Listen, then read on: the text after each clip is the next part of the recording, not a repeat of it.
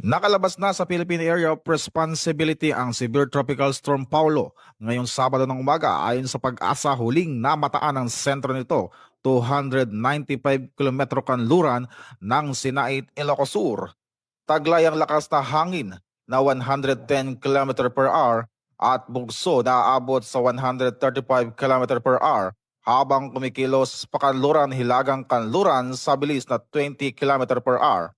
Nakataas pa rin ang Tropical Cyclone Wind Signal number 1 sa ilang bahagi ng Ilocos Region, Cordillera, Pangasinan at Hilagang Zambales kung saan maaring maranasan ang mahihinang katamtamang pinsalang dulot ng malakas na hangin. Nagbabala rin ang Pag-asa ng storm surge na aabot sa 1 metro hanggang 2 metro sa mga baybaying dagat ng Ilocos Norte, Ilocos Sur, La Union, Pangasinan at Zambales. Inaasahan ding magiging katamtaman hanggang maalon ang karagatan sa Hilagang Luzon at mga kalapit na lugar.